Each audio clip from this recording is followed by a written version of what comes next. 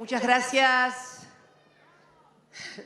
Es para mí un momento muy especial, como ustedes imaginarán, estar acá en este ámbito, en este lugar que ha recobrado el esplendor de su inauguración, esta hermosa Axel, la sala ginastera del Teatro Argentino de La Plata, hermosa, muy linda. Y la verdad que pensaba venir a dar una clase magistral, pero me parece, Nicolás, compañeros, compañeras, que va a ser algo más que una clase. No. Tranquilos. No se hagan los rulos, ya se los dije muchas veces. Ay, Dios.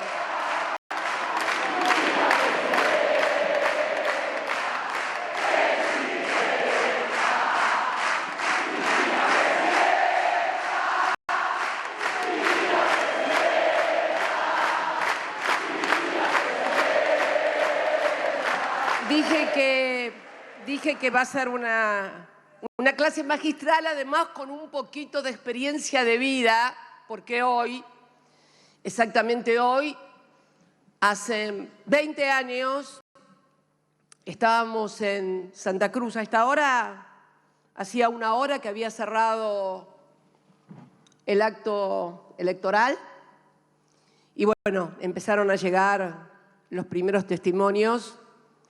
Y en una hora y media más estábamos festejando haber ingresado a la posibilidad de la segunda vuelta y, claro, por la situación del momento, a la presidencia de la República Argentina. Estábamos allá con Néstor,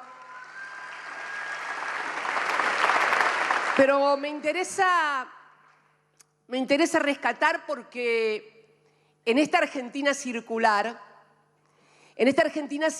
es como que el presente aparece otra vez, el pasado aparece otra vez acá en el presente. Hoy estamos con una situación en la que figuras e ideas y hechos del pasado parecen querer venir nuevamente a instalarse en el presente para condicionarlo y además también para condicionar el futuro. Estamos en ese raro momento en que el pasado se torna presente y tal vez frustra el futuro. Por eso es muy importante generar espacios como este, el de la escuela. El de la escuela justicialista, que no es una escuela de capacitación técnica, es una escuela de capacitación política, de análisis político. ¿Por qué? Porque muchas veces nos encontramos con técnicos o con intelectuales que saben todo, pero tal vez no entiendan nada. Y entonces, hay que volver a lo que fuimos acá. Hay compañeros que fueron militantes conmigo que se ríen en la segunda fila, militantes de Oltre y Tempi, ¿no? Oltre y Tempi, muy lejano, demasiado por los años. Entonces, por eso hablo de experiencia de vida, por eso hablo también de experiencia de vida, ¿no? Y ese día ahí en Santa Cruz, Néstor irrumpe en el escenario nacional y luego es presidente, hijo de una Argentina que gritaba un año antes de la elección, un año y 4 meses antes de la elección, que se vayan todos, lo que dice el video. ¿Quiénes se tenían que ir y por qué? Y esto es lo que pasa hoy en el presente. Tenemos que, de repente, ese pasado está de vuelta en este presente. Y yo voy a tratar de analizar, de pensar junto a ustedes sin adjetivaciones ni calificaciones, porque uno de los problemas que tenemos hoy en la política, en general, en la República Argentina, nuestro trato personal y cotidiano, no solamente en la política, en cualquier espacio social, es el exceso de adjetivación y calificación. Y cuando se empieza a adjetivar y calificar, ya, bueno, se toman posiciones de una manera o de otra y entonces es prácticamente imposible analizar. Por eso voy a tratar de no adjetivar ni calificar. ¿Quiénes se tenían que ir? Bueno, había un gobierno que había ganado las elecciones. Fue la primera experiencia de gobierno de coalición en la República Argentina. En 1999, la alianza, una alianza de partidos políticos, se constituye en la primera experiencia de gobierno de coalición en la República Argentina.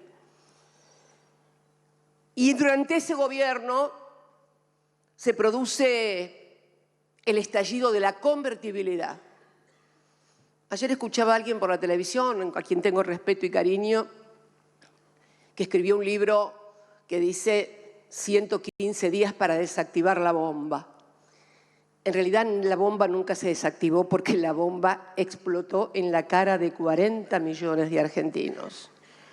Explotó en las plazas, explotó en la desocupación y explotó finalmente en la captación de los depósitos a plazo fijo, porque la convertibilidad terminó como empezó. Esto es, en términos económicos, la convertibilidad que era, y es bueno porque un pibe de 20 años además no debe saber ni qué corno era la convertibilidad. Bueno, la convertibilidad, ya que estamos en la escuela tenemos que explicarlo, Nicolás, aunque parezcamos un poco maestra ciruela. La convertibilidad fue una idea o una solución que se le ocurrió a un señor que luego fue ministro de Economía, un señor de ojitos claros, no, sin silbidos, no vamos a hacer nombres ni nada porque no, un señor de ojitos claros, que después tiene discípulos también de ojitos claros ahora en el presente que dicen que fue el mejor ministro, ahora con más pelo, aquel era calvo, este pelífero, pero no estoy adjetivando, un señor calvo es una descripción, no es una valoración, es como alto, bajo, gordo, flaco, no estoy adjetivando. Entonces, ¿qué fue esa convertibilidad? Nos dijeron que un peso era igual a un dólar. Fue la dolarización de la economía.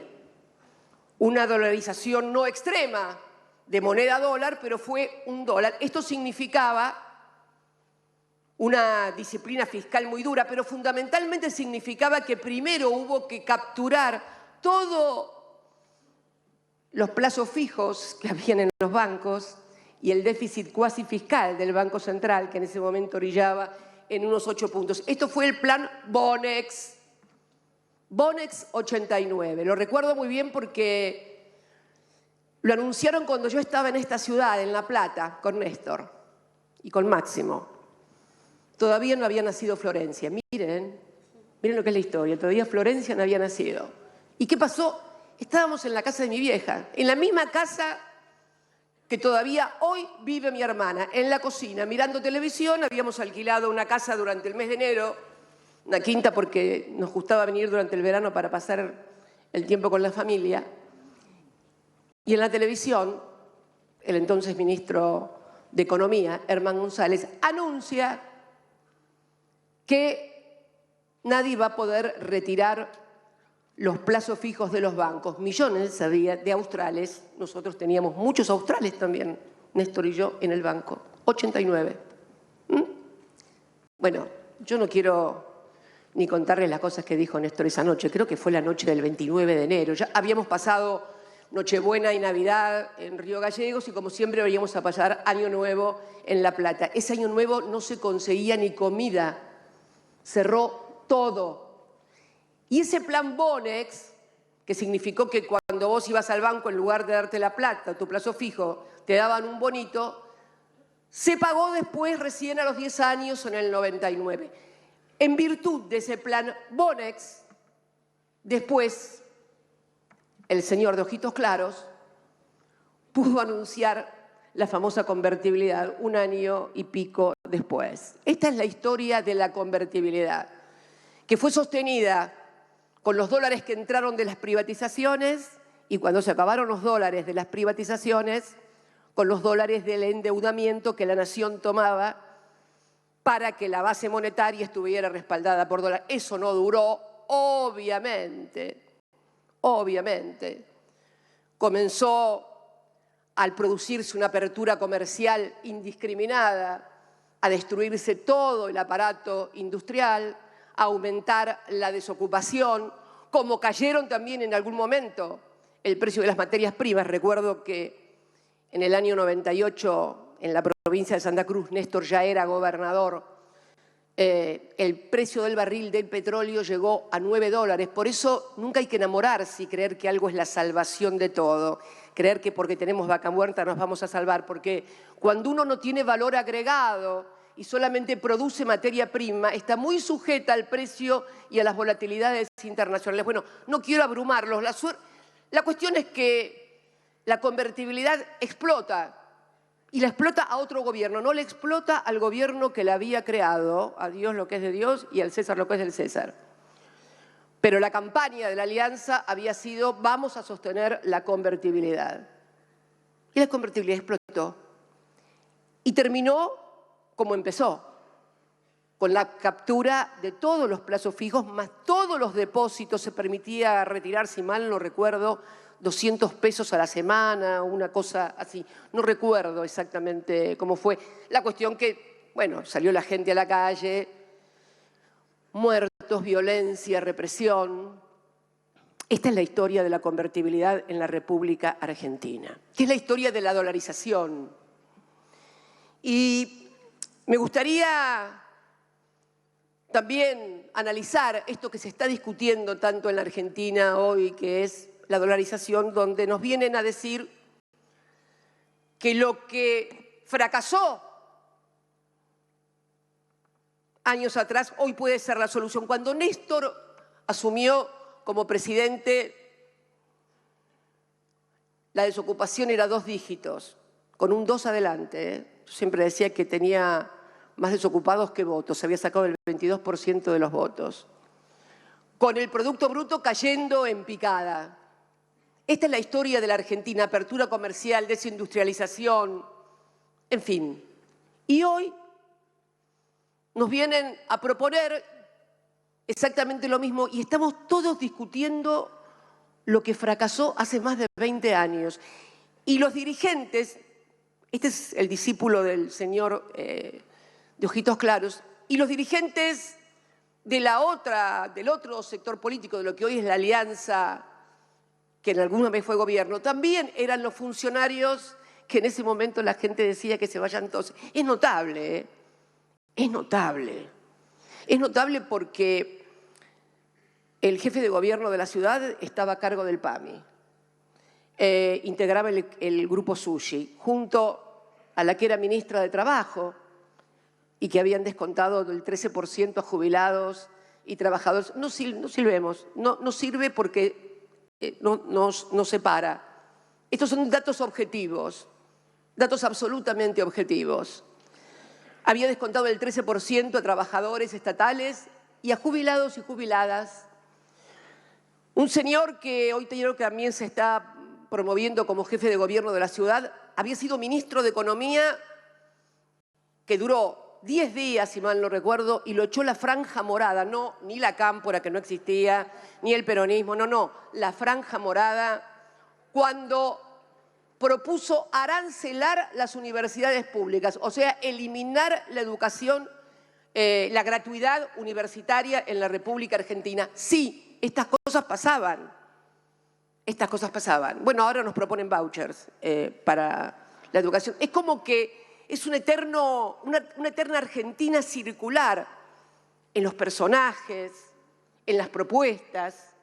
Por eso es importante espacios como este de discusión, de formación, donde podamos superar los 20 minutos del TikTok, convocar a los jóvenes a superar los 20 minutos del TikTok y a pensar un poquito lo que pasó, porque es imposible avanzar en el presente y en el futuro si no sabemos de dónde venimos. Es imposible.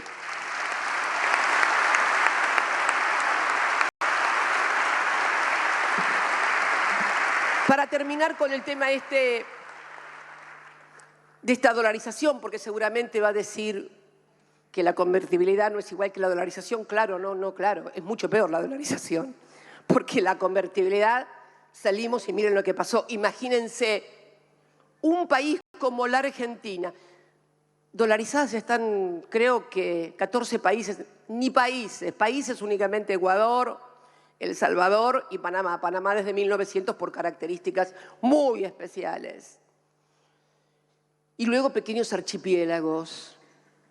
Imagínense un país en el cual se carezca de política monetaria y de política cambiaria. Un país donde nuestros principales socios comerciales, por ejemplo, Brasil y China, un día devalúen el yuan y otro día devalúen el real, y nosotros no tengamos la herramienta monetaria porque estamos con moneda dura. Sin política monetaria, sin política cambiaria y además dependiendo de una moneda, de una economía como la de Estados Unidos, que es absolutamente competitiva con la Argentina, mientras que la economía de Ecuador, por ejemplo, que es el PBI más alto de los que tiene dolarización, no hay ningún otro país en el mundo, es absolutamente complementaria de Estados Unidos por materia prima, por remesas, lo mismo que El Salvador. Argentina tiene una matriz competitiva con la matriz productiva de Estados Unidos. ¿Por qué? Miren, hay un libro que yo siempre lo recomiendo, el de Torre, Una temporada en el quinto piso, donde cuenta cuando Machinea, en la época en que integraba el equipo de Surril, durante el gobierno del presidente Alfonsín, va muy contento a Estados Unidos con un proyecto formidable abajo del brazo: privatizar la petroquímica, todo el sector petroquímico argentino y todo el sector siderúrgico. Y pedir a cambio en el Banco Mundial un préstamo de 2.000 millones de dólares. Fue absolutamente convencido que se lo iban a dar. Iba con un paquetazo a privatizar y a pedir 2.000 millones de dólares. Cuando llegó a Washington y presentó el proyecto en el Banco Mundial, el entonces presidente del Banco Mundial le dijo: no, mire, esto no va a andar. ¿Pero por qué? Porque se va a oponer el representante de los Estados Unidos. ¿Pero por qué? Y porque el sector siderúrgico y petroquímica de Estados Unidos compite con el sector siderúrgico y de petroquímica de la Argentina. Son competitivos. Nosotros somos un país industrial, con energía nuclear, con sector desarrollado, con una integración por allí imperfecta en materia industrial. Pero realmente pensar que el problema de la inflación, porque además el tema es que la dolarización se presenta como la respuesta y la solución a la inflación. Esto es por lo menos lo que uno escucha. Y si vemos lo que pasa en Ecuador, por favor, la primera lámina. Ahí estamos.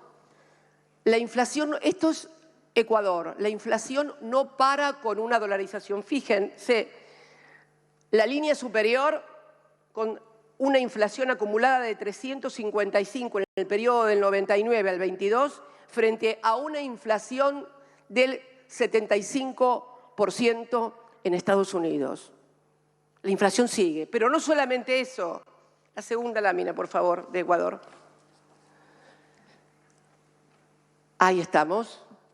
Si se puede ver, esta es la evolución de la deuda desde el año 2008 al 2021. Ecuador empieza con una deuda en PBI que representa el 24,62 y hoy está en 62,28. ¿Por qué? Porque como no emite moneda, su moneda es el dólar, cuando se endeuda tiene que hacerlo a través de endeudamiento externo. No hay posibilidad de que tenga política monetaria, como por ejemplo la tuvimos cuando el tema del COVID, donde sin acceso a los mercados de capitales, la Argentina emitió para poder hacer frente a los gastos que significaba vacunas, salud, etcétera, etcétera. Claro que eso, una emisión de 8 o 9 puntos del PBI, provoca un proceso inflacionario como pasó en todo el mundo.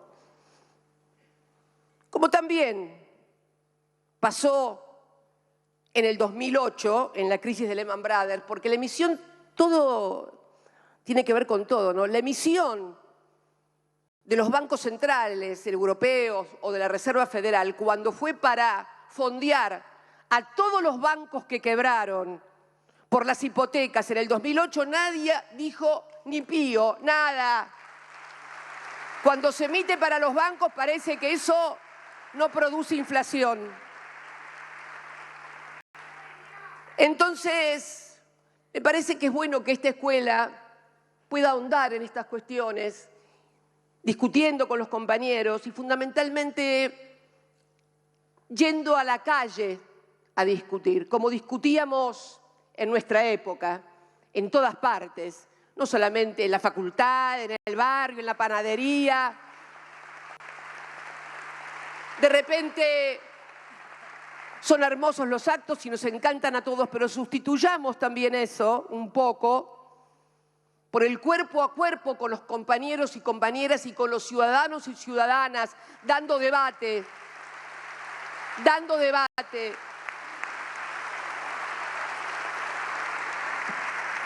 Para finalizar con este tema, porque yo siempre soy muy desconfiada, ¿vieron? Las mujeres somos más desconfiadas siempre. Culturalmente desconfiadas, nos han enseñado a ser desconfiadas. Pero, ¿qué hay entonces? ¿Por qué se produce tanta esta discusión? ¿Qué quiere con esto de la dolarización y tan...? Y leyendo hace unos días en Infobae un artículo, por favor, ¿lo podemos poner? Eso es. Ese señor que está ahí, Emilio Campo, es el economista que eligió el dirigente político que está proponiendo la dolarización en la Argentina, que tengamos la misma moneda que Estados Unidos. Yo sustraje del reportaje el artículo en la parte donde explica cómo va a ser para, sin tocar en la plata de nadie, ni sacarle nada a nadie, ni nada, cómo va a ser para sustituir el circulante, los pasivos del central, etcétera, etcétera, sin tocar nada. Y dice, por eso creemos un vehículo fuera de la Argentina al que le transferimos los activos y pasivos del Banco Central. El Banco Central tiene pasivos y activos. El FGS del ANSES. Ah, dije yo, ¿cómo? Ah, bueno, el FGS del ANSES. ¿Cómo que quieren transferir el fondo de garantía de los jubilados? ¿Qué tiene ese fondo de garantía de los jubilados? Bueno, tiene muchos bonos, pero tiene otras cosas. La próxima, por favor. Ahí pueden ver, el FGS tiene participación accionaria, tiene las acciones, una participación de las acciones de las principales empresas argentinas. Banco Macro, Edenor, distribuidora del gas, Ternium, Consultatio, transportadora, Mirgor, Emdersa, Edesa, la Anónima, Molinos Agro, Molinos Río de la Plata, una digresión sobre esto. Molinos Río de la Plata, que después la vamos a ver más adelante cuando hablemos de precios y concentración económica. Molinos Río de la Plata modificó el estatuto de la sociedad para que no pueda sentarse un director del FGS. Por supuesto lo judicializamos. Eso fue durante mi segundo gobierno y creo que todavía el Poder Judicial no resolvió eso. Bueno, Transener, Grupo Financiero Galicia, Pampa Energía, Banco Patagonia, Camusi, Telecom, Grupo Clarín, Cablevisión. Sí, ¿por qué? ¿Por qué tiene todo esto? Porque durante la época en que se privatizaron en las AFJP los recursos de los trabajadores, muchos de esos recursos fueron prestados a las principales compañías argentinas. ¿Estaba mal? No, no estaba mal, porque es un mercado de capitales. Está bien tener un mercado de capitales que pueda prestarle, pero ustedes ¿vieron algún titular en algún diario o en TN decir, miren, tomaron la plata de los jubilados y se la prestaron al Banco Macro, a Edenor, a No, de ninguna manera, nunca se supo eso, pero este es el capital. Quieren llevar este capital a un fideicomiso en el exterior. ¿Para qué? Para recompra barata de las acciones a precio de remate. Esto es, me parece, algunas de las intenciones. Miren, la verdad que en la convertibilidad no solamente estallaron los patrimonios de los que tenían en los bancos, no solamente eso. Estuvieron a punto de fundirse las principales empresas argentinas. Por eso se creó la figura de la especificación asimétrica y al mismo tiempo el crackdown que impedía que las empresas extranjeras, por ejemplo, una empresa Clarín, por ejemplo, vamos a un ejemplo, tenía un socio que era un banco norteamericano. Con la devaluación brutal, el banco norteamericano se quedaba por 2 mangos, o por $2, por así decirlo, no era 2 mangos, $2, se quedaba con todo. Esto pasó en la República Argentina por efecto de la convertibilidad y de cuando ésta se desplomó. Y el Parlamento argentino sacó leyes como la defensa de los bienes culturales, la modificación de la ley de quiebra para que no se fundieran las empresas argentinas. Tan denostado muchas veces esos congresos, ¿no? Pero esta es la realidad de lo que pasó. Entonces, cuando reflotan estas teorías que han sido muy dañinas para el conjunto de la sociedad, la verdad que uno dice, pero ¿es posible que 20 años después estemos discutiendo lo que fracasó y lo que estalló en la Argentina 20 años antes? ¿Qué nos pasa, compatriotas? ¿Qué nos pasa que es como una Argentina circular que no puede y vuelve sobre sus fantasmas y sobre sus viejos fracasos? Por favor, no digo que tengamos nosotros la razón, pero por favor que no me quieran convencer de que tenemos que volver para atrás para solucionar este presente y el futuro. No, por favor, no, por favor, no, por favor.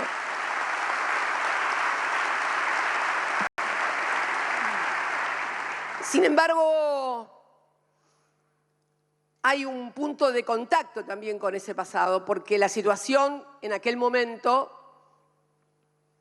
no en cuanto a modelo económico, vamos a decirlo con todas las letras, 22% de desocupación, el Producto Bruto cayendo. Hoy tenemos otros problemas. Hoy tenemos crecimiento, pero con bajos salarios, y se nos produce. Esto lo charlé inclusive en la clase magistral que dimos en Chaco el año pasado cuando dije que estamos frente a un nuevo fenómeno de crecimiento económico real y genuino, pero mala distribución del ingreso y por primera vez trabajadores en relación de dependencia pobres. Esto nunca nos había pasado. Esto es uno de los nuevos desafíos que tenemos frente a las cosas. Pero lo cierto es que con posterioridad a la pandemia la actividad económica creció y el empleo que se generó fue un empleo más precario, más informal, con mucho monotributo, no es de la calidad del empleo que se generaba antes. El modelo no es el mismo, no tiene absolutamente nada que ver con aquel modelo que generaba desocupación, desindustrialización. Ahora hay nuevamente un proceso de generación. La producción de bienes tuvo un papel protagónico en el crecimiento económico. Es más, la actividad económica, a fuerza de ser sincero, fue un 0,4 más importante que en el 2015. Y el consumo privado 1,5 más alto que en el 2015. Pero entonces, ¿qué pasa? Pasa esto. Pasa lo que también dije acá en La Plata en el año 2020, en el Estadio Único Diego Armando Maradona, cuando Sergio dijo, y bien, que el país iba a crecer, y yo dije atrás que, ojo, claro, vamos a crecer y mucho, pero ojo, alineemos precios, salario, tipo de cambio, porque si no, el crecimiento se lo van a llevar 4 vivos, que es lo que está pasando ahora. Este es el tema.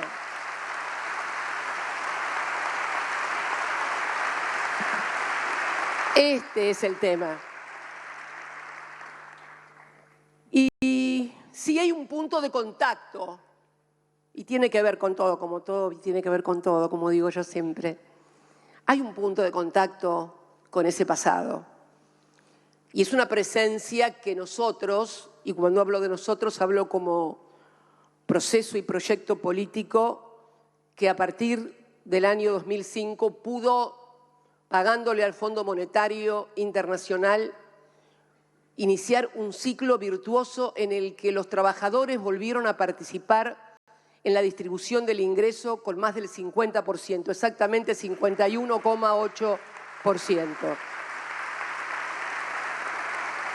Y la verdad,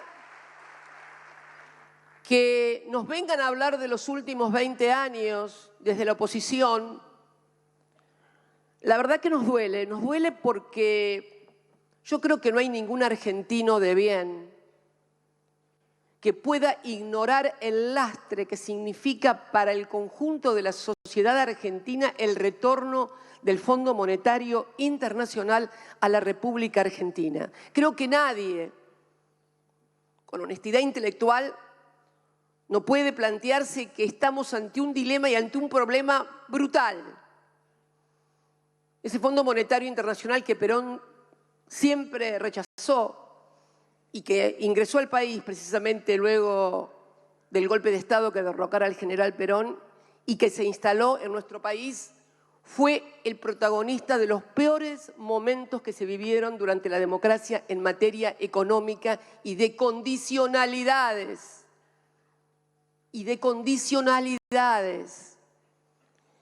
Y digo además que vinculado con el grave problema que tenemos hoy, el gran problema que tiene hoy la sociedad argentina, la política, el Estado, los empresarios, los trabajadores, los intelectuales, los artistas, y que es la inflación, digo y sigo sosteniendo que ese acuerdo que se firmó con el Fondo Monetario Internacional es inflacionario, porque es una política enlatada que se aplica como una receta monotemática a todos los países.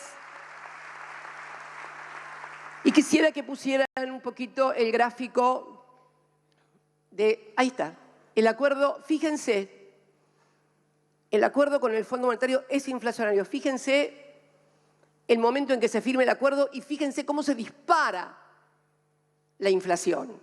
A partir de la firma del acuerdo, cuando se pierden herramientas. Y entonces tenemos que la tasa de devaluación tiene que acompañar a la inflación en un país de economía bimonetaria como el nuestro, donde el principal causante de la disparada de los precios es la variación del dólar. Es algo que no le entra a los técnicos del Fondo Monetario Internacional en la cabeza, porque también admito que es difícil entendernos también a los argentinos, ¿no? Concedamos un poquito también que somos muy especiales. Ya se los dije en la charla magistral en Chaco, ¿no? Aquel famoso premio Nobel que dijo que hay 4 tipos de economía: desarrollados, subdesarrollados, Japón y Argentina. Esto es así, es así. Entonces, se quieren aplicar políticas enlatadas que además, no solamente en la Argentina, en realidad las políticas del Fondo Monetario Internacional no han dado resultado en ninguna parte. No hay un modelo exitoso. Miren, y acá me vengo a acordar de otra cosa. ¿Saben quién fue el que más apoyó la convertibilidad y puso al que entonces era presidente y lo aplaudieron en una asamblea del Fondo Monetario Internacional? Bueno, al autor de la convertibilidad. Eso sí fue apoyado por el Fondo Monetario Internacional. Miren cómo terminamos. Un gobierno constitucional voló por los aires, 5 presidentes en una semana, muertos en las calles de la ciudad de Buenos Aires, represión, miseria, dolor. Entonces creo que es necesario revisar esas cláusulas, ese acuerdo. Me dicen, ¿no?, que en el Fondo Monetario Internacional hay halcones y palomas. Le digo, halcones, igual que acá en la oposición, estamos llenos, hay halcones y palomas por todas partes. A mí me cuesta entender la lógica de los halcones y las palomas, porque como yo soy pingüina, soy un ave, pero...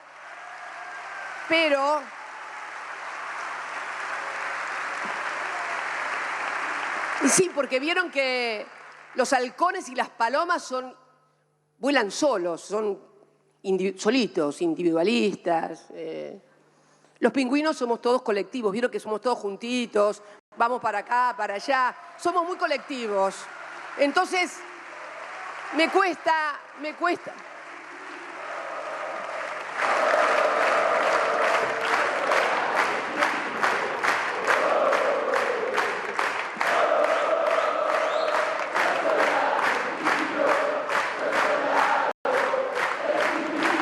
Es cierto, estas aves, el pingüino también es un ave, pero es un ave colectiva, de grupo, de estar todos juntos, de ir para acá, para allá, todos juntos. Los otros vuela solo la paloma, vuela solo el halcón, y solos, querido, solos no hacemos nada, ni llegamos nunca a ninguna parte.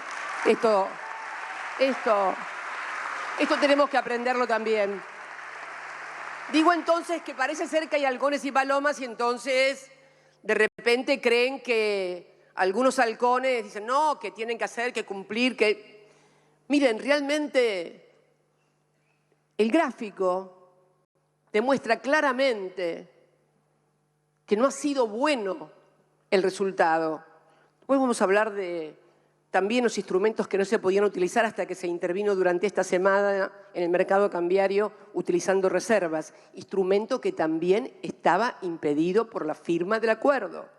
Pero deteniéndonos en el tema, el gran caballito de batalla fue el déficit fiscal. El año pasado, la meta del déficit fiscal se sobrecumplió. Hubo sobrecumplimiento, o sea, se cumplió más de lo que el fondo exigía y sin embargo la inflación se disparó igual. ¿Por qué? Porque la inflación está en la Argentina atada a la escasez o abundancia de dólares en una economía bimonetaria como la nuestra. Lo expliqué varias veces, pero siempre es bueno volver a hacerlo. La restricción externa, el stop and go siempre, esa cosa de que, bueno, la industria necesitaba dólares, por ahí no eran lo suficiente los que producía el campo, entonces se producía esa tensión, venía una devaluación, stop and go. A esa restricción externa histórica de la Argentina se le sumó, por múltiples causas, una vocación de la sociedad por elegir como moneda de reserva, como moneda de ahorro, el dólar, y en muchos casos también como unidad de pago, sobre todo en grandes sumas o en determinado tipo de operaciones. Esto produce un estrés en la economía,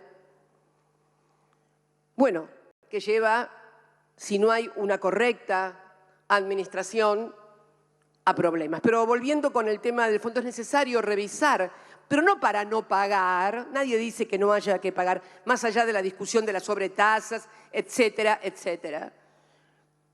Lo que queremos fundamentalmente es que se revisen las condicionalidades y creo que también en el futuro va a haber que discutir que las sumas que se paguen al fondo estén atadas como un porcentaje al superávit comercial, porque nosotros los únicos dólares que producimos son los dólares del superávit comercial. Entonces, cuando nos pasa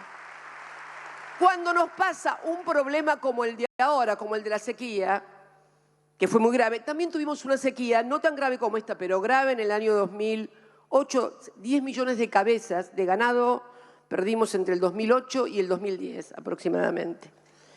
Pero está claro que es necesario atar al superávit comercial. ¿Y por qué no es el déficit fiscal? Miren, ustedes se acuerdan que en la charla magistral de Río Negro mostré, a ver por favor si le pueden poner el segundo, eso. ¿Se acuerdan que mostré los países que tenían superávit superávit fiscal? Bueno, ¿se acuerdan que eran 5? Esa charla la di el 10 de marzo. Hoy es 27 de abril, ¿no? Bueno, hace un mes y medio había 5 países, en todos los países que enlista la revista The Economist, solamente 5 países, empezando por Estados Unidos, Rusia, China, los más importantes, solamente 5 países tenían superávit fiscal. En un mes y medio se cayeron 2, game over, quedan 3 nada más. Israel, afuera, está con déficit fiscal. Chile, afuera, está con déficit fiscal. ¿Quiénes quedan únicamente con superávit fiscal en el mundo? Bueno, Noruega, autosuficiente en materia energética, Dinamarca, lo mismo, y Arabia Saudita. El resto todos tienen déficit, pero si uno va a la otra imagen y ve también enlistada la inflación, ve que en los otros países, pese a que la inflación ha crecido, no se ha convertido en el problema que se convirtió en la Argentina.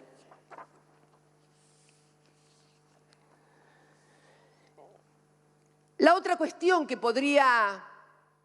El déficit fiscal está claro que no es la causa de la inflación. Además, si hablamos de déficit fiscal, porque normalmente cuando se habla de déficit fiscal empiezan lo que gasta el Estado, que el Estado gasta más, que gasta menos, que esto, que el otro. ¿Saben cuánto se gasta? Y lo vamos a poner entre paréntesis, en materia de lo que podría denominarse gasto social, y acá la veo a la ministra de Desarrollo Social, o sea, cuánto en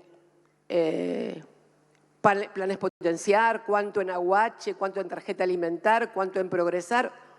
1.9 del PBI. ¿Saben cuánto se gasta en materia de exhibiciones, alícuotas quebradas, exenciones, gente y sectores que no pagan impuestos o pagan la mitad de los impuestos? 4,6 del PBI. 4,6 del PBI. O sea, yo me acuerdo que el que era presidente de mi bloque, que siempre se quejaba de los cheques que cobran los que tienen un plan o los cheques que cobran del Estado. Yo me quejo más de los que tienen plata y no pagan los impuestos, más de los que tienen... Esto es mucho más grave, mucho más grave.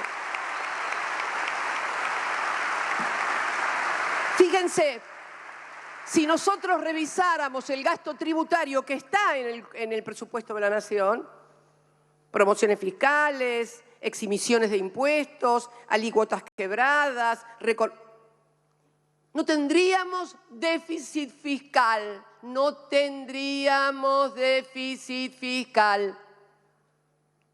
Hola, ¿qué tal? Hola, ¿qué tal? Pero además, si vamos un poquito y raspamos un poquito más tributariamente,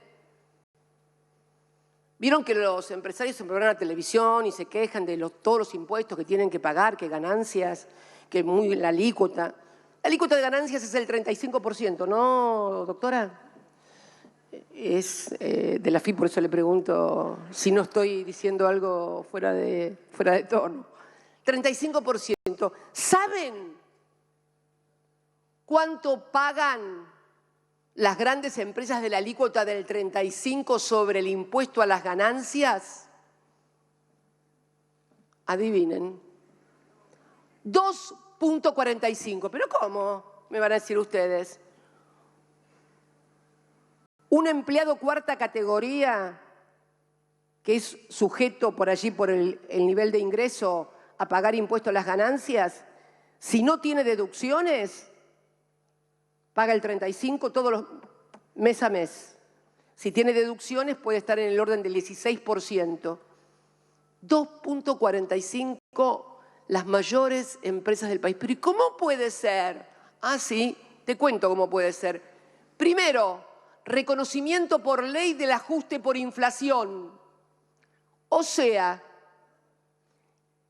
cuando vos vas al supermercado y le pagás al dueño del supermercado, le pagás en efectivo o en la tarjeta, o sea, o cobra los 30 días o cobra en ese momento. Pero él tiene que pagar la ganancia sobre eso que te vende a vos hoy, recién el año que viene. Recién la paga el año que viene, pero la plata la agarró ahora. ¿Qué hace el ajuste por inflación reconocido por ley. Cuando va a pagar al año siguiente, le descuenta toda la inflación. Le deflactan las ganancias por la inflación. Y le indexan los gastos. Creo que hay que empezar, sí, a pedir, sí, sinceramente. El segundo mecanismo que se utiliza es el reconocer como un quebranto los gastos, indexado también el año siguiente. Con lo cual, miren qué fenomenal negocio. Te deflactan las ganancias y te indexan los gastos. Así es imposible que pierdas. Yo también quiero ser empresario. Y esto no es una crítica a los empresarios, pero tenemos que sentarnos en una mesa, en serio, a hablar de estas cosas para ver cuánto pone cada uno. Porque si el que recauda, que es el Estado, para hacerse cargo de las inversiones de educación, de salud, de infraestructura, etcétera, etcétera, le deflacta las ganancias y le indexa, no, va a haber un déficit fiscal crónico. Entonces, yo estoy absolutamente convencida que es necesario sentarse y también simplificar tributariamente. Es cierto, por allí tenemos cientos o ciento y pico de impuestos que pueden ser eliminados, algunos que demandan por allí más gasto de papel y de trabajadores que lo que se recaude efectivamente. Pero en serio, a sentarse, basta del eslogan del déficit fiscal. Los políticos hacen cola para ir a los plenarios de los empresarios a decirles cuánto le van a pegar a la gente, cuántos empleados van a echar, cuánto van a bajar. No va más esto. Es poco serio y es poco sustentable en términos políticos. Miren, ayer estaba leyendo, alguien me mandó un artículo y todos hacen competencia a ver quién es más malo y quién va a ajustar más. ¿Pero en serio creen que hay una Argentina viable como la que quieren hacer? Y estaba mirando un artículo del jefe de gobierno de la ciudad que decía hay que hacer una brutal desregulación económica como la de Cavallo. ¿Qué están diciendo? ¿Pero qué es lo que quieren hacer con el país y con la sociedad? Yo creo que tenemos que hacer una discusión sin adjetivos, pero con números objetivos y concretos de lo que está pasando. Y cuando uno va a la inflación y ve además, por ejemplo, no, la capacidad instalada también. ¿Me pones, por favor? Porque otro de los temas, déficit fiscal no es inflación. El otro tema es la oferta y la demanda, que bueno, que como hay mucho consumo, la capacidad instalada está colapsando y por lo tanto hay aumento. Es una de las cuestiones que también se discuten desde las ideas liberales. Bueno, ahí está lo que era la ocupación. Cuando di la charla el año pasado, esos son todos los bloques industriales de la República Argentina. Bueno, con respecto a febrero del 23, que es la última medición, solamente 3 bloques aumentaron el uso de capacidad instalada. Todos los demás la redujeron. Sin embargo, los precios aumentaron. Está petróleo, vaca muerta, obviamente, aumentó fuertemente, sustancias y productos químicos e industria automotriz. O sea, no es por déficit fiscal, no es porque no tenemos capacidad instalada y entonces hay que invertir y por eso no se invierte, tampoco. Entonces, cuando uno ve lo que sucedió durante esta semana en la República Argentina, comienza a advertir que el problema está en otra parte, porque el dólar se movía y los precios se movían. Quiere decir entonces que no es ni el déficit fiscal, ni la oferta y la demanda, y después vamos a hablar al final de los precios y cómo se fijan los precios en la República Argentina y si los mercados son tan competitivos a la hora de fijar precios. Esta semana tuvimos, y todavía hoy, lo que se ha denominado corridas cambiarias. Por favor, en la siguiente. Esta es la historia de las corridas cambiarias en la República Argentina del 72 al 2014. Pueden verlas. La persistencia, que es la última columna, se da fundamentalmente por los tiempos en los cuales dura la corrida. Bueno, la corrida, a mí, por supuesto, fuera de la de Alfonsín, que fue fuerte también. Nosotros tuvimos también 6 corridas en el primer mandato y 5 en el segundo. ¿Y por qué? Pero no se enteró nadie. ¿Cómo que tantas corridas cambiarias? 2 cuestiones. ¿Por qué no se enteraron? ¿Por qué no impactaron en los precios con esta locura de que cierro, que no hay, que almacenan? Primero porque el mercado, el Banco Central interviene en la administración del tipo de cambio. Esto no se podía hacer hasta esta semana cuando se tomó la decisión de hacerlo porque el acuerdo con el fondo prohibía que el Banco Central interviniera en el mercado cambiario para evitar una corrida. Está prohibido por el acuerdo con el... Parte de las discusiones que tuvo el anterior ministro no fueron conmigo, ni por mí, fueron precisamente por esta situación del Banco Central que no intervenía no solamente acá, sino en otras situaciones, como por ejemplo, sentarse sobre las reservas, porque la otra cuestión es no solamente intervenir en el mercado cambiario, sino poder hacerlo porque el Banco Central tiene reservas. Miren que me golpearon, corrieron y no teníamos tampoco acceso a los mercados internacionales, pero con las reservas, sentadas sobre las reservas, sí, sentadas sobre las reservas, con la administración del tipo de cambio, con la regulación, pudimos sofocar. Corrida cambiaria, no se trata de una persona, es necesario volver a construir programas de gobierno, es necesario que nada vuelva a depender de una persona. Miren,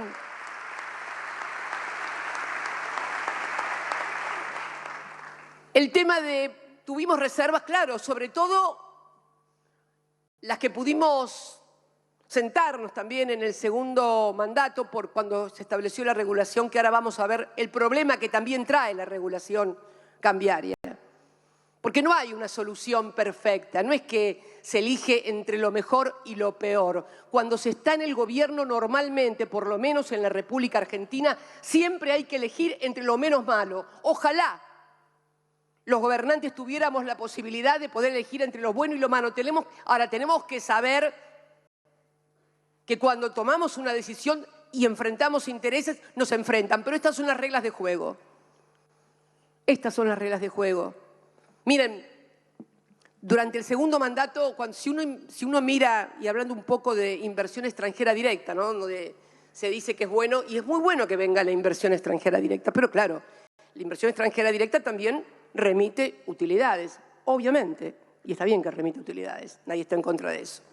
Si uno mira la historia, esto lo explica muy bien Eduardo Basualdo en su último libro, si uno mira la historia de lo que significa el ingreso de $1, estoy hablando de dólares que ingresan por inversión extranjera directa, y no dólares para la timba financiera, no, dólares que vienen de empresas extranjeras que vienen a invertir al país, a clavar el dólar adentro. Bien, entre el año 30 y el año 75, en todo el periodo, por cada dólar que entró de inversión extranjera directa, se remitieron al exterior $3 en términos de rentabilidad.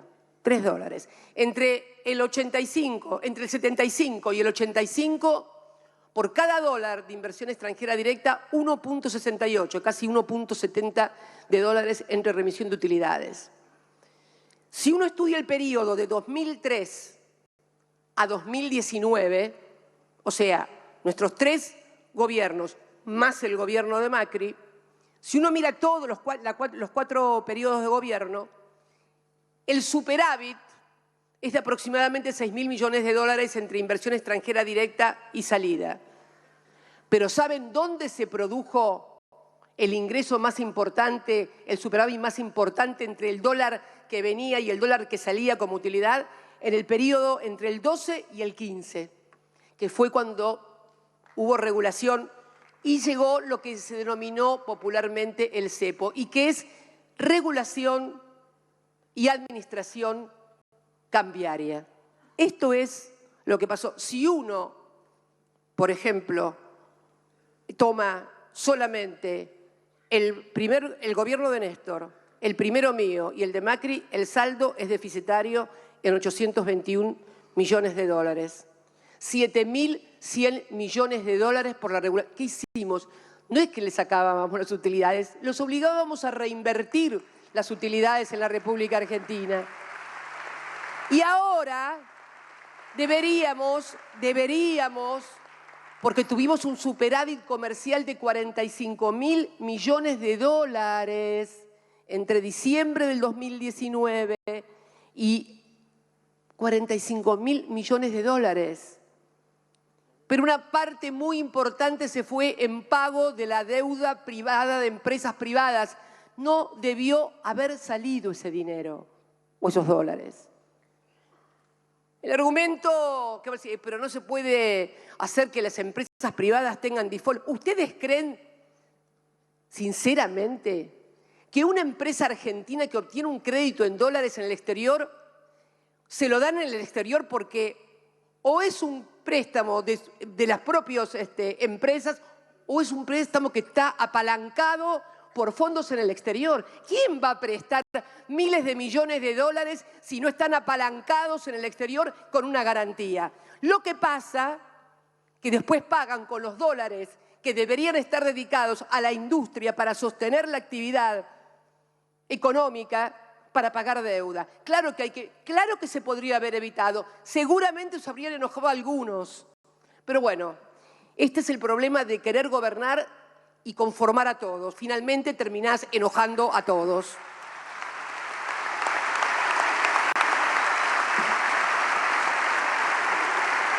Yo quiero...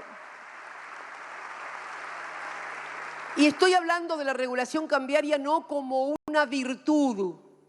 Que quede claro, no hablo de la regulación y la administración cambiaria como una virtud y como la solución o la panacea, o miren que descubrió la pólvora o el agujero al mate. No, no hemos descubierto el agujero al mate. Simplemente, miren ese ya lo presenté en Chaco. No, el anterior, por favor, el de las brechas cambiarias, ese.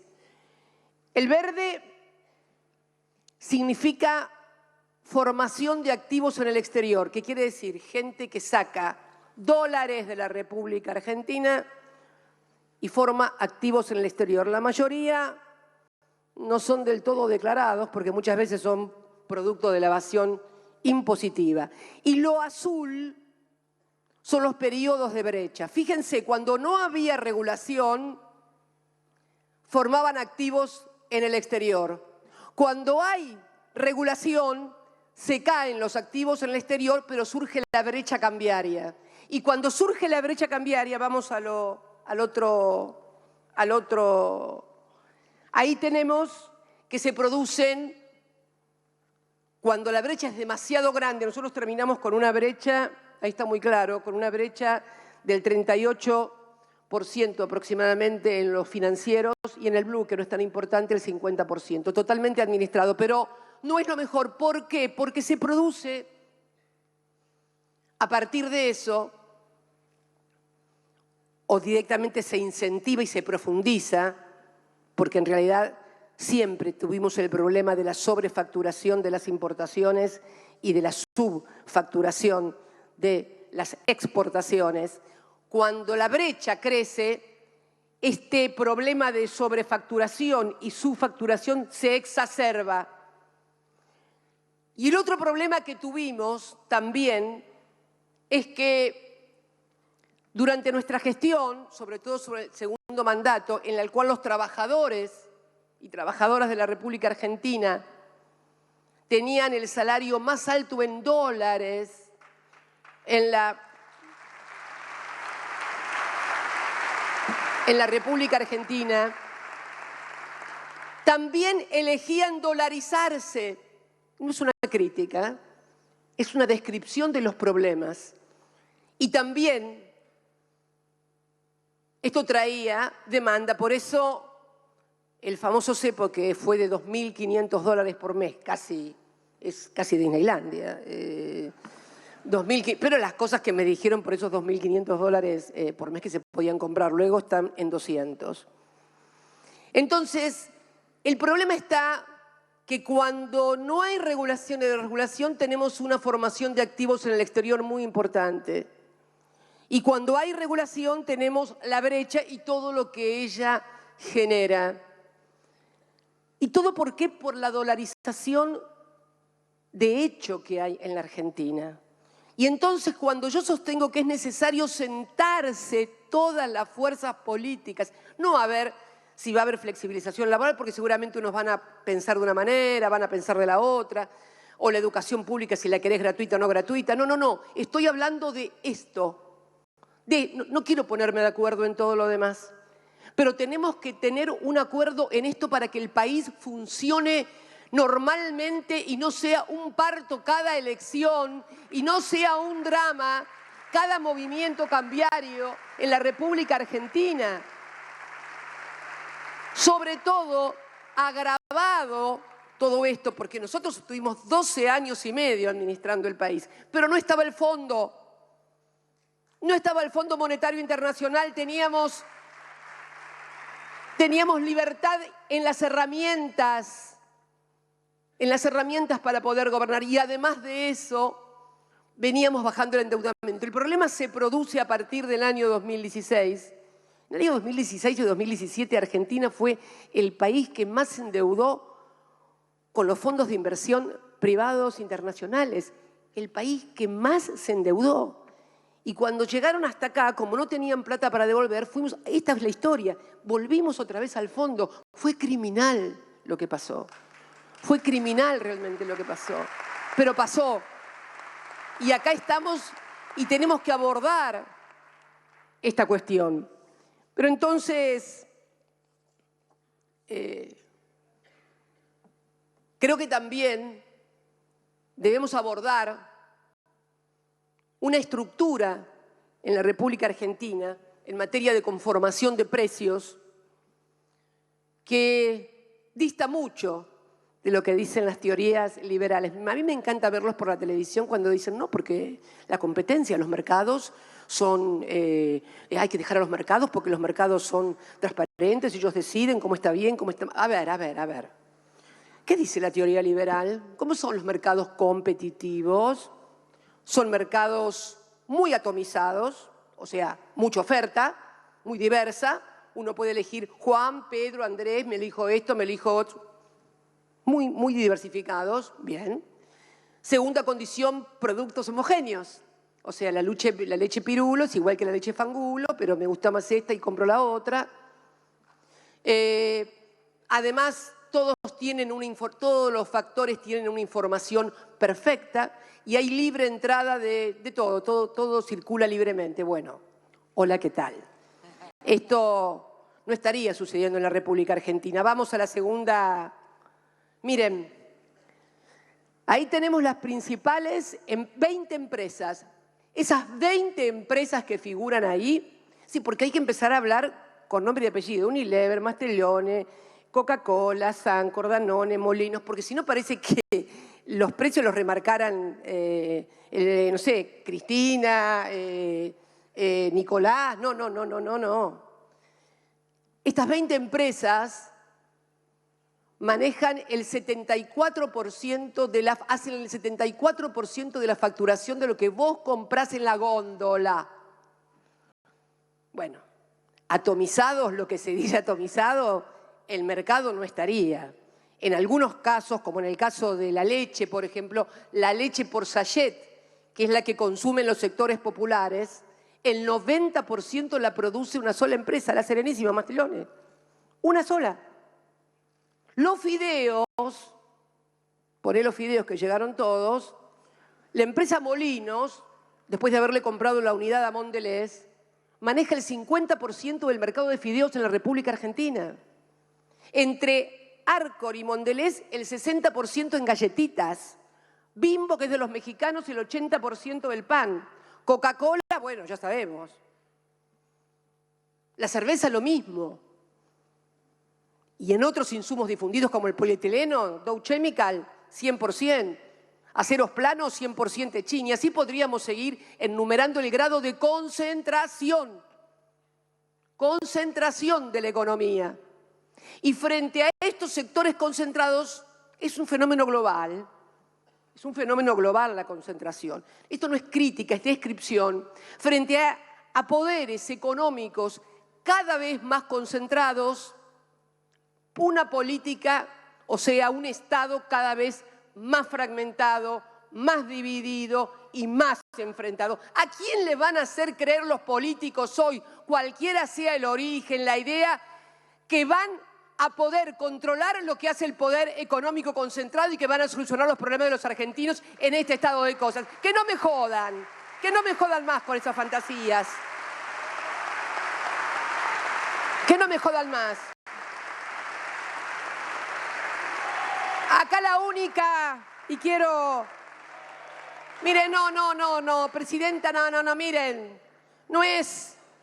Acá no es casualidad que la única dirigente política que fue condenada, proscripta, inhabilitada e intentada asesinar es una sola. Y no quiero ser autorreferencial.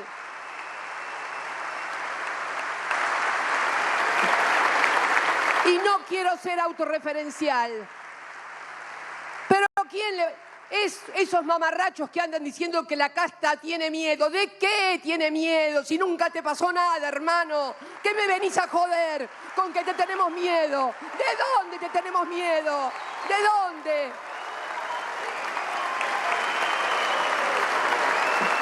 Pero caraduras.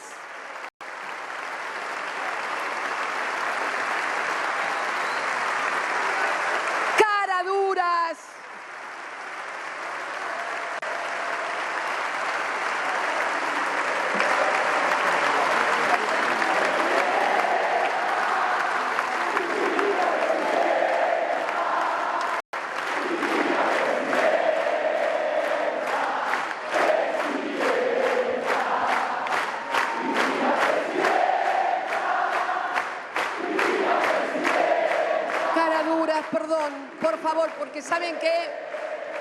Es increíble. Perseguida, mis hijos me quisieron matar. No quieren investigar a los que me quisieron matar y que tienen evidentes compromisos con sectores empresarios de la República Argentina. Miedo tengo, ¿saben por qué? Porque mis nietos puedan crecer en un país tan injusto, tan inequitativo. A eso sí le tengo miedo. Yo ya viví, ya di lo que tenía que dar. Yo ya viví. Temo por los jóvenes, temo por los pibes, porque hay demasiada cobardía, hay demasiada hipocresía. Y esto es lo que está pasando en la República Argentina. Y quiero finalmente decir que es necesario que vuelva a haber en la República Argentina un programa. Tenemos que hacer un programa de gobierno en donde discutamos estas cosas de las cuales estuvimos hablando hoy. No hay que pelearse, y tampoco un programa donde hagamos fe anticapitalista ni nada por el estilo. Miren, vuelvo a repetir lo que ya he dicho en muchas oportunidades. Hoy el capitalismo ya no es una ideología, es simplemente el modo de producción de bienes y servicios más eficiente. Miren, se vienen momentos en el mundo donde vamos a tener que estar preparados para grandes cambios. La gran discusión no va a ser si el capitalismo sí o el capitalismo no, sino quién conduce los procesos de producción para no dañar tanto el medio ambiente, para que haya mayor igualdad. Si los dejamos a los mercados o el Estado, la política, vuelve a tomar la dirección. Esto es lo que decía Perón. Miren,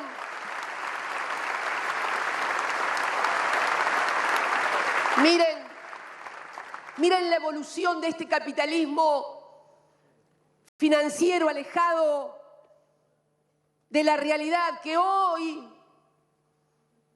¿Quién es el hombre más rico del mundo hoy? ¿Lo saben? Bueno, cuando el capitalismo significaba que el dinero para reproducirse debía pasar por el circuito de producción de bienes y servicios, y no solamente en lo financiero, el hombre más rico podría ser Henry Ford, porque vendía autos y era innovador tecnológicamente. Más tarde fue el dueño del petróleo, Paul Getty, porque era la energía. Después fue Bill Gates, porque fue la innovación tecnológica, la tecnología. Hasta hace poco era Elon Musk, que es también tecnología y, en fin, todo eso. ¿Saben quién es hoy el hombre más rico del mundo? Un francés, Bernard Arnault, que es, ¿saben qué? El dueño de las marcas de lujo que le vende a los ricos del mundo. Es el dueño de Gucci, de Christian Dior, de todas las marcas, de Tiffany, de todas las marcas de lujo. Esto significa una modificación y una profundización de la concentración del ingreso. Nada bueno puede salir de eso finalmente. Y vamos a una discusión de en el mundo que viene. Viene un mundo diferente. Miren, cuando uno ve que los saudíes se dan la mano con los iraníes y en el medio hay un chino, empiecen a abrir los ojos. Algo está pasando. Algo está pasando. Algo está pasando que no estamos viendo. Y por favor, porque ya mañana Clarín de Cristina, los iraníes con China, se descubrió, el complot era con China, Irán y los saudíes. No, por favor, me arman una nueva causa seguro en cualquier momento. No, es el mundo nuevo. El mundo cambió con el crack del 30, cuando se cayó el patrón oro y fue sustituido por el patrón dólar. Ayer el ministro estaba firmando con China el intercambio, nuestro principal socio comercial, China y Brasil. Ayer el ministro estaba firmando un muy buen acuerdo con China para que todo lo que que importamos de China lo paguemos con yuanes y podamos utilizar el swap que tenemos, que fue ya concedido cuando yo era presidenta a partir de que firmamos el acuerdo estratégico con Xi Jinping en el año 2015. Entonces creo que es necesario que abramos los ojos, como decía Nicolás. Van a pasar y están pasando cosas nuevas. Tenemos problemas nuevos. No podemos tener la cabeza tan vieja de seguir discutiendo estupideces. No podemos tener la cabeza tan vieja. Las nuevas generaciones se merecen que tengamos la cabeza abierta y que los ayudemos a que utilicen esto como nosotros utilizábamos el diccionario, como utilizábamos los libros, porque es cierto que hay una modificación. Es cierto, no hay que negarla, hay que usarla, hay que usar las cosas y los instrumentos de la tecnología para poder ayudar a una sociedad a construir un futuro mejor. Por eso, que me pongo...